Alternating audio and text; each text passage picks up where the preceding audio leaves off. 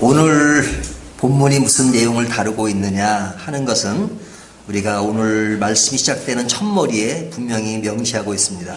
27절을 보면 예루살렘 성벽을 봉헌하게 되니 그러죠.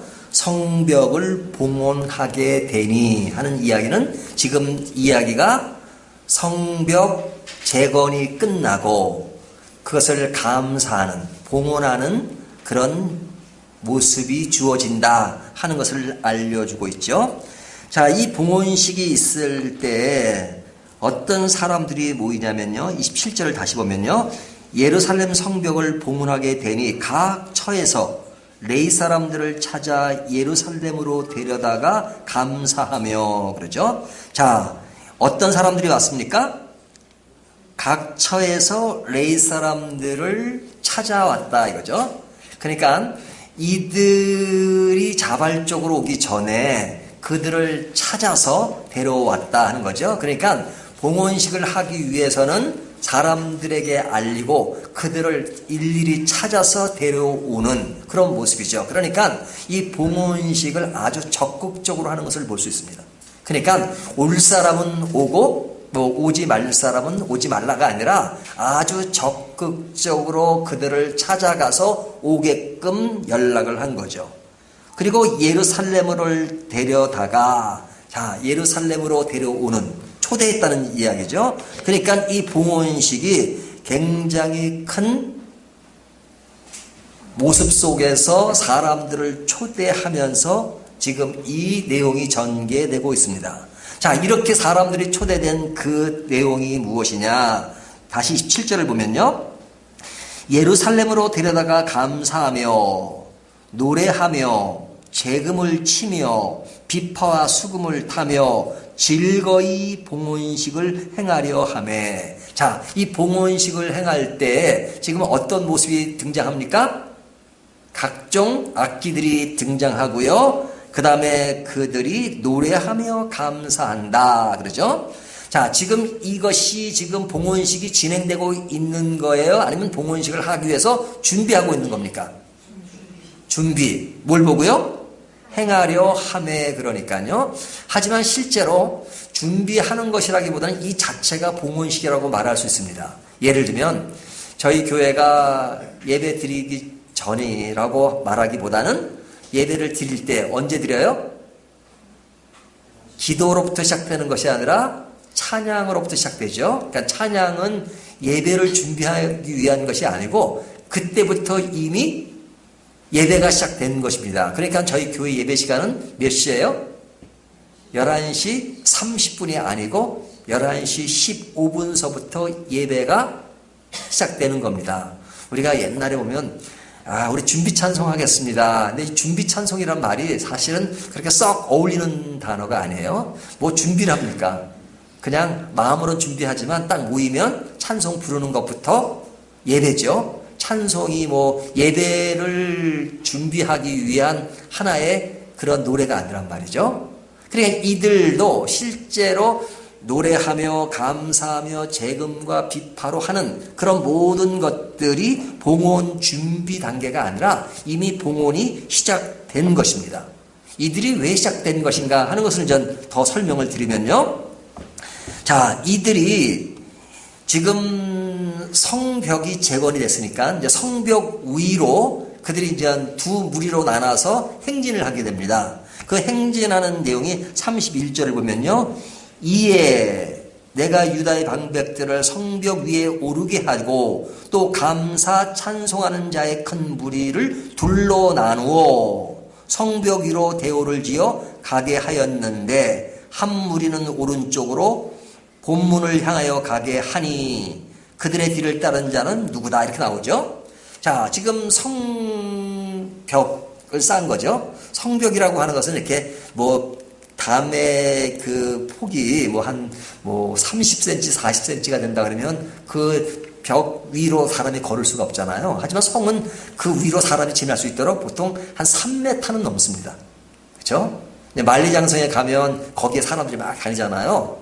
전쟁이라면 그 위에서 이제 병사들이 뭐 활도 쏘고 다 그러잖아요. 그러니까 여기 성벽도 3m가 넘는 그런 성벽입니다. 자, 그 위로 이스라엘 사람들이 지금 두 무리로 나눕니다. 한 무리는 오른쪽으로, 한 무리는 왼쪽으로 갑니다. 그래서 줄을 서가지고 가서 그들이 어디에서 만나게 되냐면 양문에서 만나게 됩니다. 지금 이 성벽에 보면 문이 있잖아요. 그 문에서 만나서 그 만난 그 자리가 딱 도착했을 때 찬양이 울리고 그 성전 앞에서 그 봉헌식이 시작되는 거잖아요. 그러니까 그때서부터 봉헌식이 시작되는 것이 아니라 이미 그들은 사람들을 찾아서 자, 두 무리로 나눠서 행진하고 또 그 자리에 모여서 합해서 그 두 무리가 서로 오른쪽 왼쪽으로 가서 합해지는 겁니다. 그리고 그곳에 모였을 때 찬양이 높이 올리면서 같이 오늘날로 말하면 예배를 드리는데 그 예배를 드리는 모습을 43절을 보면 이렇게 표현하고 있어요.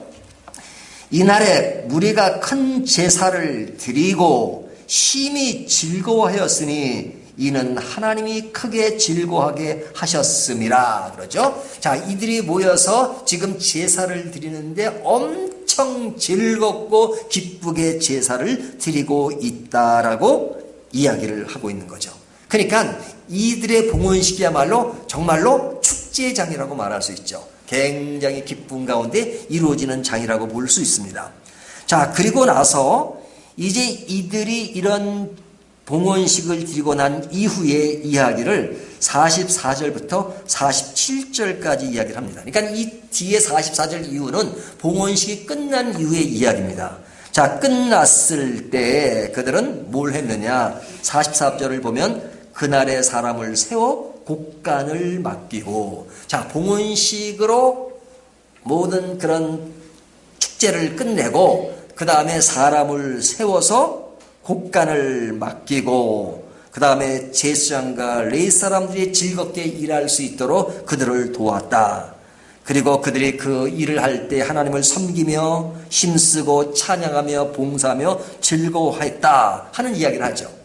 그리고 47절을 보게 되면 그 일하는 사람들이 마음 놓고 일할 수 있도록 사람들이 그들을 서포트하면서 제 몫을 주면서 그들이 충분하게 다른 것에 한눈 파지 않고 그 일에 전념할 수 있도록 충분히 그 몫을 주었다 하는 이야기를 합니다. 그러니까 이것이 오늘 본문의 내용 전체예요. 그러니까 오늘 본문은 이겁니다. 봉헌식을 어떻게 했는가 하는 이야기고, 봉헌식 이후에 그런 성벽 재건 후에 그 모든 것을 관리하기 위해서 사람들에게 어떻게 도움을 주며 그 역할을 감당했느냐 하는 내용이 오늘 본문 전체의 내용입니다. 그러니까 이들의 사역이 원만하게 진행되었다 하는 이야기를 하는 것이죠. 자, 이 내용을 우리가 이제 머리에 염두에 두고 이 사건이, 이 내용이 우리에게 주는 교훈이 무엇인가 하는 것을 좀 살펴보도록 하겠습니다. 자, 성벽 재건이 완료된 내용이 어디에 나옵니까? 딱 그 1장부터 시작해서 성벽 재건을 시작하잖아요. 그래서 이것이 완료되었다는 내용이 어디에 나오죠? 이제 앞으로 쭉 가면 6장 15절에 나옵니다. 그러니까 저희가 지금 12장을 보고 있잖아요. 그 한참 앞에 6장 15절을 보면 성벽 역사가 52일 만인 25일에 끝남에 이렇게 나오죠. 자, 끝났다는 것은 글자 그대로 우리가 한글을 모르지 않죠. 자, 성벽 재건이 52일 만에 끝났다는 이야기가 몇 절에 나와요? 느헤미야 6장 15절에 나오는 겁니다. 그러면 지금 12장부터 한참 전이죠. 느헤미야는 총 13장으로 되어 있는데 이미 반 정도 앞으로 가서 이미 그때 성벽 재건이 끝났다라고 말하고 있습니다. 자, 그러면 성벽 재건이 끝났는데 그러면 그 이후로 나오는 이야기는 뭘까? 그 내용이 뭔지는 우리가 너무너무 잘 알죠. 7장 1절부터 4절을 보면 성벽 재건이 끝난 후에 무엇을 했다 그래요? 사람을 세웠다 그러죠. 사람을 세웠다. 일할 수 있는 사람을 세웠다. 그래서 아주 전체를 관리할 수 있는 두 사람을 세우고 그 사람들은 경건한 사람이고 충성스러운 사람이었다 하는 것을 보여주죠. 그 사람뿐 아니라 각 곳에서 일할 수 있는 사람을 세운 이야기가 나옵니다. 그리고 7장 5절부터 73절까지 굉장히 긴 장을 무엇을 기록하고 있냐면 그 당시에 등록된 사람들의 명단을 기록하고 있습니다. 그러니까 사람 이름으로 가득 찬 것을 보여주고 있죠. 자, 사람 이름이 계속 나옵니다. 우리가 발음하기도 힘든 그 사람들의 이야기가 쭉 나와요. 우리에게는 그 이름이 관심이 없을 수 있지만 그러나 이름이 쭉 나옵니다. 자, 그리고 나서 8장부터 이제 오늘 저희가 읽은 본문까지를 쭉 보면 8장은 그들의 수문관 앞 강장에서 지금 에스라가 율법을 낭독할 때 그 율법을 듣는 사람들이 아멘, 아멘 하답하면서 그 말씀을 정중하게 듣는 그런 모습이 나오죠. 그리고 9장에 가서 백성들이 그 말씀을 듣고 이들이 회개하고 참회하고 그리고 찬송을 하면서 하나님께 영광을 돌리는 내용이 나옵니다.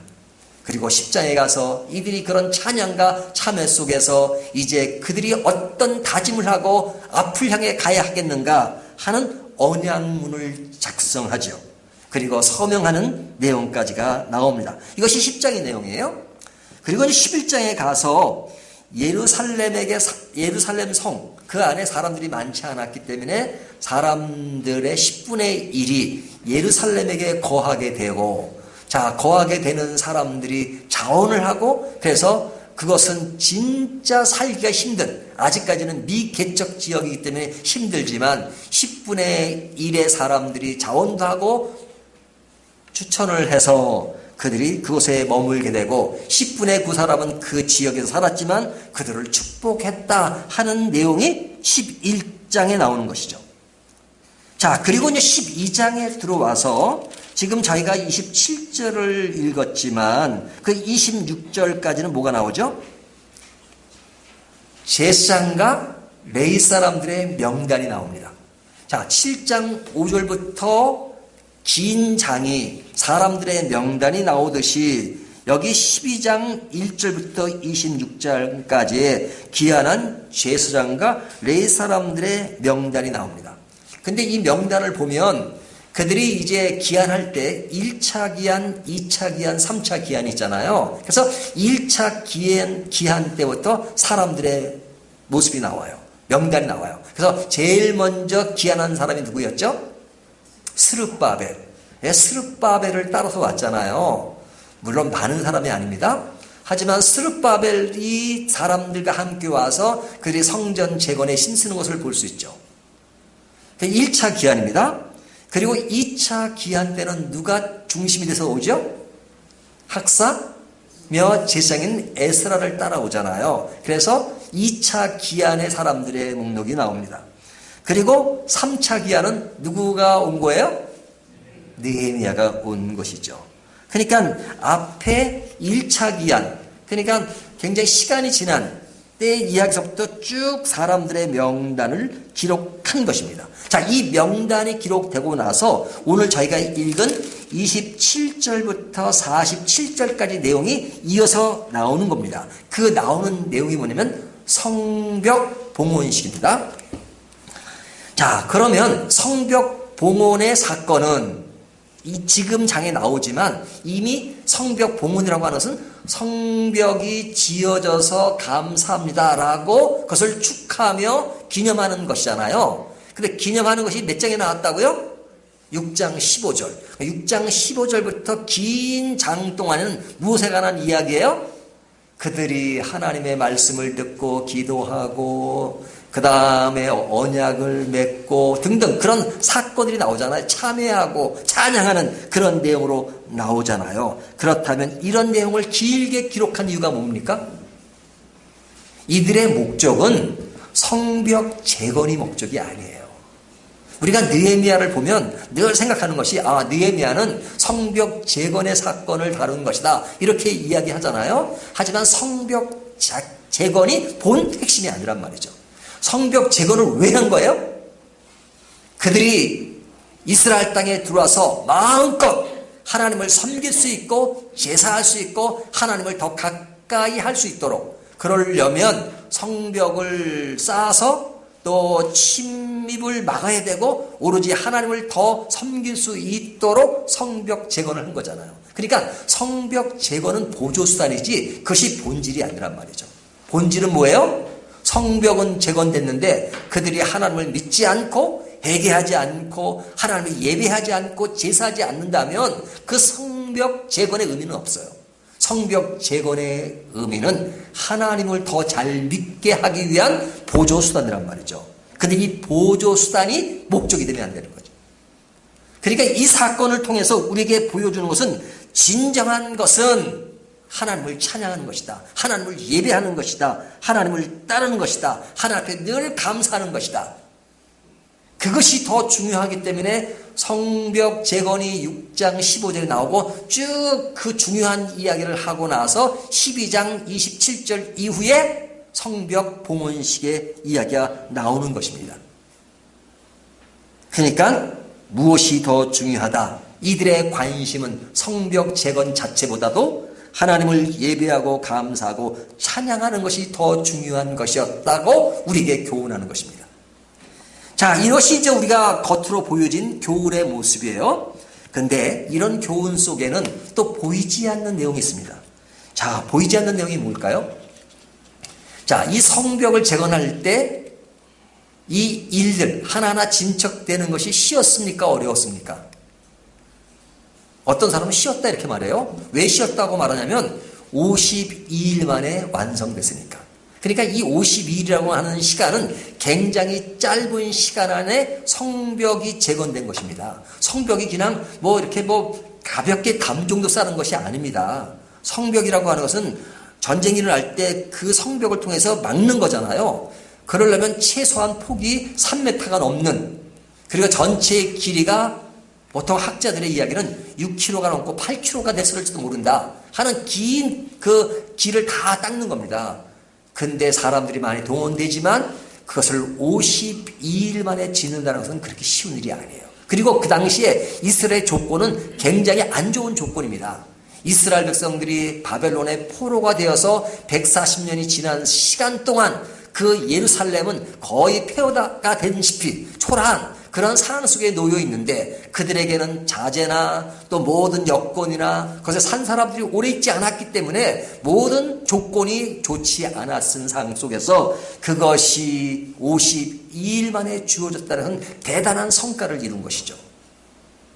그래서 50일 만에 엄청난 일을 해내었다 이렇게 생각할 수 있지만 그런 것을 이루기 위해서 겪어야 했던 너무나도 많은 어려움들이 있었단 말이죠. 자, 어떤 어려움이 있었어요? 느헤미야가 와가지고 시작해가지고 금방 끝난 겁니까? 아닙니다. 굉장히 어려움이 많았어요. 그 주변의 나라, 특별히 모압과 암몬 사람들에 의해서 굉장한 방해를 받았습니다. 또 자체 안에서도 방해하는 사람들이 많았어요. 그러니까 그 방해가 많았기 때문에 그들이 일을 할 때 어떻게 일을 했어요? 일을 하려면 연장이 있어야 되잖아요. 연장을 가지고 또 누가 오면 또 막아야 되니까 또 무기를 또 메고 무기와 연장을 함께 사용하면서 그 일을 했어요. 그러니까 우리가 이제 전쟁 중에 나라에 파견되면 전쟁 중에 그런 공병대들이 일을 할 때 오면은 항상 총을 메고도 일할 수 있고 총을 메지는 않더라도 항상 총을 옆에 두고 그리고 그 일을 하잖아요. 왜? 일하다가 뭐가 오면 또 막아야 되니까요. 일만 하는 게 아니잖아요. 그것처럼 이들은 전쟁하듯이 그러면서 일을 하는 그 두 개를 겸하면서 이 일을 진행했단 말이죠. 그러니까 그들의 일이 얼마나 어려운 가운데 진행되었는가 하는 것을 보여준 것입니다. 자, 이 일을 주도한 사람이 누구예요? 느헤미야죠. 느헤미야는 어디에 있다 왔어요? 페르시아. 그는 그 왕의 옆에 있었던 사람이에요. 2인자와 같아요. 물론 직급으로 2인자는 아니지만 그러나 그의 역할은 왕과 제일 가까운 데 있는 사람이니까 2인자라고 할 수 있죠. 그런데 그곳에서 얼마나 잘 먹고 잘 살았겠습니까? 하지만 그는 자기의 조국을 생각했어요. 그러니까 왕에게 허락을 받고 내가 내 나라에 가서 성벽 재건을 할 수 있도록 도와달라고 허락해달라고 해서 허락을 받잖아요. 근데 그 왕은 이 느헤미야를 엄청 아꼈어요. 그러니까 알았다 가거라. 하지만 아주 가는 게 아니고 갔다가 돌아와라 그랬죠. 그러니까 느헤미야가 뭐라 그럽니까? 네, 알겠습니다. 갔다가 돌아오겠습니다. 그래서 갔다가 돌아오죠. 돌아온 이야기는 13장에 나옵니다. 근데 자, 이 느헤미야가 그 있었던 기간은 한 12년 정도 됐던 것 같아요. 그런데 이 느헤미야가 그 좋은 많은 조건과 많은 삶의 터전이 있음에도 불구하고 그것을 다 내려놓고 그곳에 와서 정말로 그런 모욕을 당하기도 하고 방해를 받으면서도 그가 이 일을 진행시킨 것은 너무너무 힘든 일이었죠.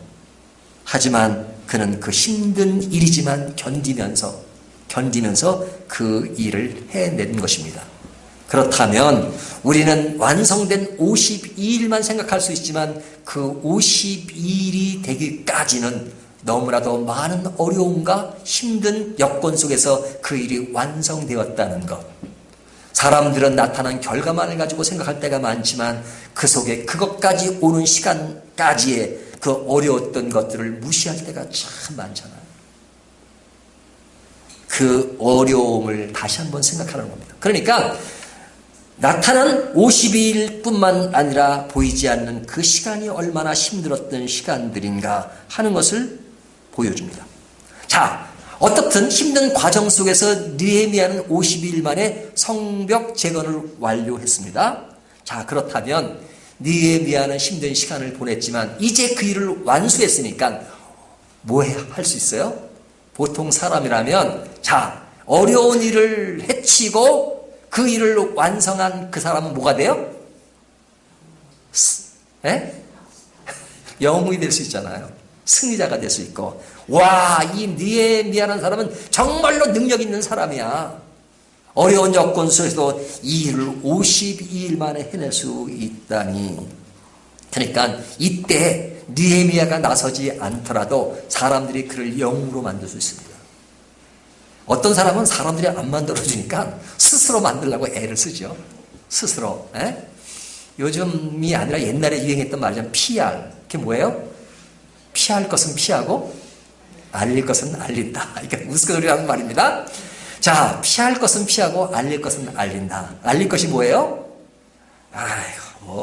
노골적으로 말하진 않죠. 요즘은 지식인들의 특징, 자기를 노골적으로 알리지 않는다. 아닌 척하면서 은근슬쩍 알리잖아요. 제가 한 게 있나요? 그냥 하나님이 그냥 또 하게 하셨으니까 어렵지만 그래도 하다 보니까 또 하나님이 또 하게 하시네요. 하나님의 은혜지요. 그 말은 참 좋은 말이잖아요. 하지만 은근슬쩍 자기가 드러날 때가 있잖아요. 자기가. 근데 우리가 느헤미야를 보면서 뭘 느끼게 되냐면 느헤미야가 자기 자신에 대해서 얼만큼 드러내고 있는가.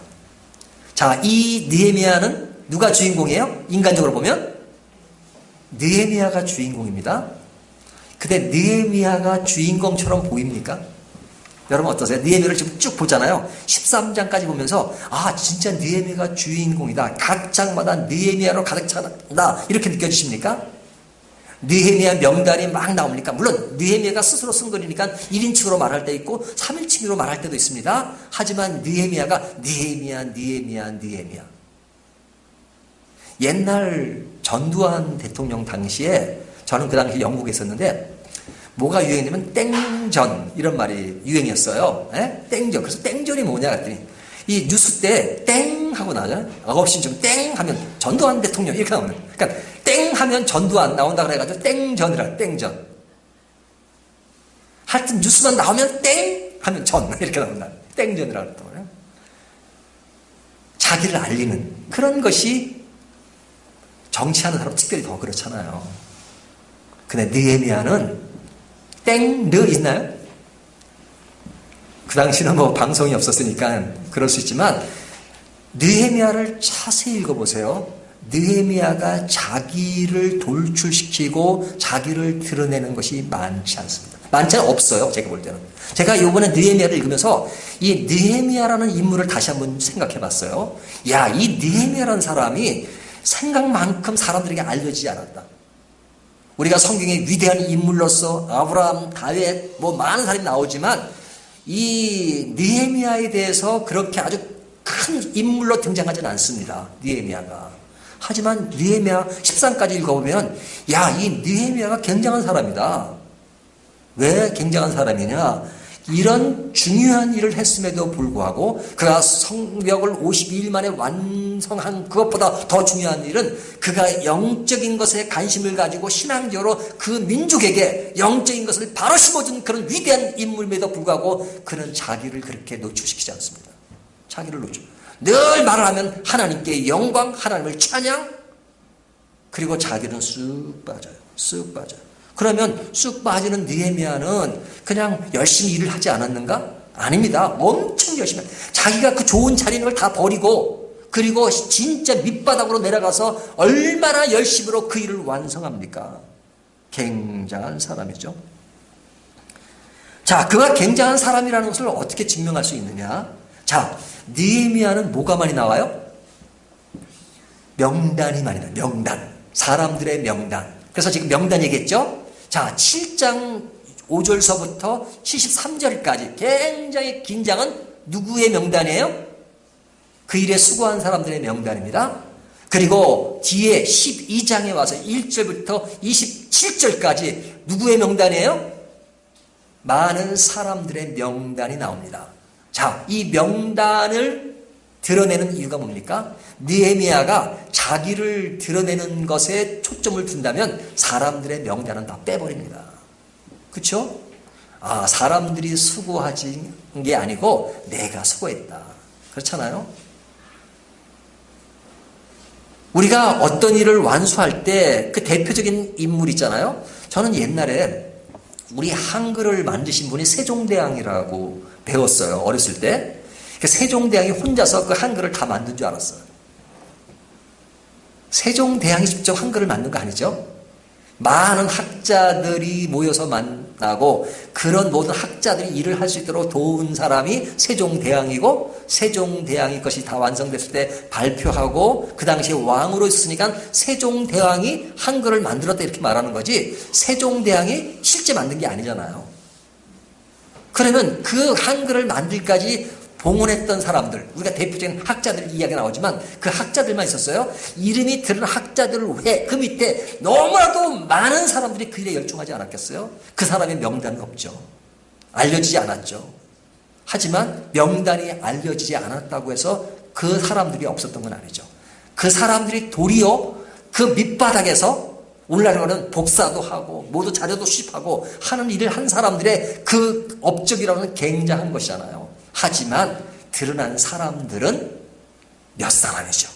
그래서 몇 사람이 다 한 것 같지만 아닙니다. 그 숨은 봉사자들.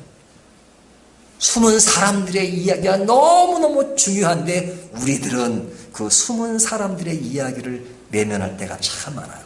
보이지 않는 곳에 더 중요한 의미가 있음에도 불구하고 우리는 보이는 것만 가지고 얘기할 때가 많잖아요. 느헤미야는 사람들의 명단을 통해서 사람들을 더 홍보합니다. 이런 사람들이 이런 역할을 했어. 이런 역할을 했어. 그렇잖아요. 그것이 위대한 느헤미야의 모습이에요. 자, 성벽 봉헌식을 합니다. 이 봉헌식이야말로 이제 느헤미야를 더 알 수 있는 찬스죠. 그동안은 그랬다 하더라도 뒤에 숨었다 하더라도 이때는 누가 주인공입니까? 봉헌을 했는데 자, 이 일을 한 사람은 누군가요? 느헤미야 앞으로 오십시오. 앞으로가 아니라 느헤미야를 띄우고 느헤미야를 영으로 만들 수 있는 절호의 찬스잖아요. 하지만 여러분 12장의 봉헌식의 이야기를 할 때 보면 그들이 두 무리로 나눠서 오른쪽으로 가고 왼쪽으로 갑니다. 자, 오른쪽으로 갈 때 누가 앞서서 가요? 한 무리를 이끄는 사람이 누구예요? 앞장서서 이끄는 사람이 에스라잖아요. 에스라가 그 한 무리를 딱 데리고 갑니다. 또 한 무리는 누가 데리러 갑니까? 느헤미야. 한쪽은 에스라, 한쪽은 느헤미야. 근데 에스라는 그 무리들을 앞에 딱 서서, 에스라가 앞에 서서 그 뒤에 사람들이 따라오죠. 하지만 여러분, 성경을 자세히 보십시오. 느헤미야가 이끄는 무리들은, 제가 성경 다 읽지 않습니다. 느헤미야가 선 자리가 어디예요? 느헤미야가 제일 앞에서 그 무리를 이끌어가지 않습니다. 느헤미야는 제일 뒤에서요. 제일 뒤에서. 제일 뒤에 서는 느헤미야의 모습. 그는 자기를 드러내지 않아요. 그 마지막 순간까지 자기가 최고 영웅이 될 수 있는 그 자리에서도 느헤미야는 자기를 드러내지 않습니다. 자기의 수고와 자기의 공을 자기라고 말하지 않아요. 얼마나 많이 노력한 사람입니까? 느헤미야가 아니었더라면 이것이 제대로 될 수 있을까라고 말할 수 있습니다. 하지만 이런 봉헌식에서도 그런 모든 것을 누구에게 돌립니까? 에스라가 앞에 서게 하고, 그리고 그 많은 명단을 통해서 이 많은 사람들이 이 일을 했다고 느헤미야는 그렇게 기록하고 있는 것입니다. 자기를 기록하고 있는 것이 아니라 많은 사람들에게 공으로 돌리고 있는 것입니다. 그 행진 때도 그는 제일 마지막에 서서 그 무리를 바라보면서 자기는 슬쩍 내면에 있는 그런 모습. 이것이 여러분 느헤미야의 아름다움 아니겠습니까? 역사는 강자의 것이다. 그렇게 말합니다. 왜? 그 강자가 역사를 기록했다면 그렇게 말할 수 있겠죠. 하지만 역사라고 하는 것은 한 사람, 그 기록된 그 한 사람에 의해서 다 완성된 것이 아니라 그 안에 기록되지 않은 많은 사람들의 역사가 있는 것입니다. 그들이 아니었다면 역사는 흘러가지 않았을 것입니다. 하지만 많은 사람들은 숨겨진 역사를 생각하지 않습니다. 숨겨진 사람은 생각하지 않습니다. 그러나 우리일수록 더욱더 하나님의 말씀에 깊이 빠져들어 있는 사람일수록 우리는 그것을 볼 줄 알아야 합니다. 보이지 않는 사람들의 모습, 그들의 노력. 여러분, 교회는 목사가 늘 앞장서 일을 하잖아요. 하지만 저는 새벽 기도를 이렇게 인도할 때마다 그런 생각이 들어요. 제가 새벽 기도 오신 분들한테 늘 그런 얘기를 합니다. 여러분은 기도 특공대라고. 그렇게 얘기를 해요. 여러분은 기도 특공대입니다. 하지만 속으로 또 어떤 생각을 하냐면 여러분의 기도 때문에 제가 앞에서 일할 수 있고 말씀 전할 수 있다는 생각을 해요. 너무너무 감사하죠. 여러분 새벽 기도 나오시는 명단을 다 알고 계십니까? 우리 교인이 아닌 분도 여러분 나오기 때문에 아마 모르신 분도 많을 겁니다. 하지만 여러분 그분들의 기도는 위대한 것입니다. 알아주지도 않고 알지도 못하는 사람일지라도 그들의 기도는 위대한 것입니다. 느헤미야가 위대한 것은 그 위대한 것도 아마 느헤미야가 지금 있으면 임 목사 그 얘기를 왜 해? 아마 그랬을 겁니다.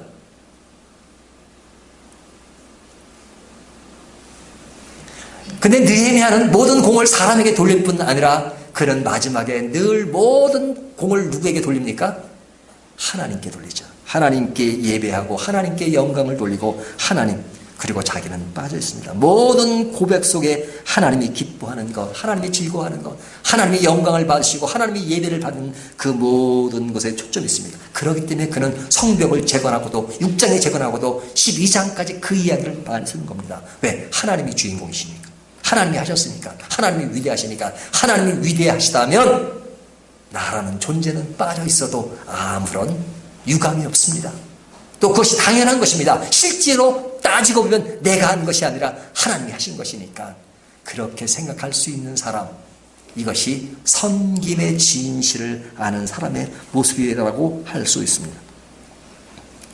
우리가 역사 속에 나의 존재는 어떠한 위치에 있습니까? 내가 알려지는 것을 염두에 두고 살아가지는 않습니까? 여러분, 하나님의 일을 하다 보면 남들이 알아줄 때도 있고 또 평가 이하가 될 수도 있고 어떨 때는 왜곡이 되고 방해가 될 때도 있습니다. 하지만 겸손한 사람은, 하나님의 사람은 자신을 늘 낮추고 그리고 내가 다른 사람들에게 왜곡되고 오해가 됐다 할지라도 그것을 너무 증명하려고 하진 않습니다. 왜? 하나님만 오케이 하면 되는 것이니까. 사람이 알아주는 삶이 아니라 하나님만 오케이 한다면, 하나님이 진정 나를 아는 것이라면 내가 세상에서 어떻게 살아가도 하나님만 오케이 하면 된다는 것을 가지고 그 일에 충성을 다하는 사람, 이것이 섬김의 진실을 아는 사람의 모습이 아닐까요? 이 모습이 느헤미야라고 하는 그 사람 속에 너무너무 깊이 서려 있는 것을 봅니다. 특별히 12장은 성벽 봉헌식의 주인공으로 대두될 사람이 주인공이 아닌 것처럼 보여지고 있지만 그는 진정 주인공입니다. 왜요? 섬김의 진실을 아는 사람이기 때문에. 오늘 이 말씀은 우리들에게 교훈합니다. 우리 모두가 섬김의 진실을 아는 자로 살아가기를 원하고 있습니다. 우리가 이 말씀 따라서 진정 섬김을 나눌 수 있는 저와 여러분이 되시기를 주님의 이름으로 축원합니다.